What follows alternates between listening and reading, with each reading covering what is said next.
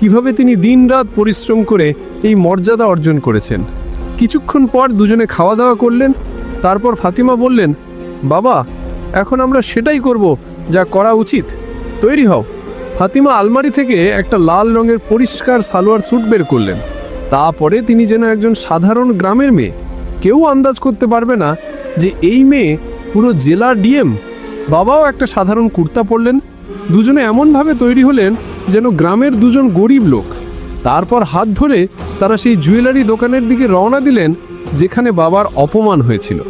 দোকানের বাইরে পৌঁছতেই বাবার হৃদয় জোরে জোরে ধড়কতে লাগলো, কিন্তু ফাতিমার মুখ ঠান্ডা জলের মতো শান্ত ছিল।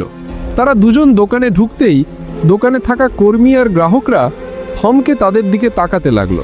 ফিসফিস শুরু হলো, আরে এই সেই বুড়ো আজ তার মেয়েকে নিয়ে এসেছে, মনে হচ্ছে আবার তামাশা করবে। কেউ হাসলো, কেউ ঘৃণার দৃষ্টিতে তাকালো। এদের যোগ্যতা নেই এখানে দাঁড়ানোর, কিনবে কি গহনা। কিন্তু ফাতিমা কারো পরোয়া করলেন না। তিনি বাবার হাত শক্ত করে ধরে রাখলেন এবং সোজা সেই সেকশনের দিকে এগিয়ে গেলেন যেখানে সোনার আংটি সাজানো ছিল। দোকানের পরিবেশ হঠাৎ ভারী হয়ে গেল। সবাই ভাবছিল আজ আবার কি তামাশা হবে, কিন্তু কেউই আন্দাজ করতে পারেনি যে যে মেয়েটিকে তারা গরিব গ্রামে সাধারণ মেয়ে ভাবছে সে আসলে কে এবং আজ এখানে কি হতে চলেছে।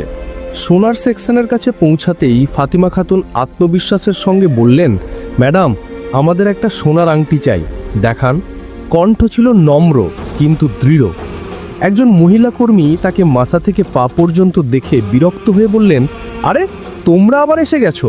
কাল তো এই বুড়ো একা এসে তামাশা করে গেছে,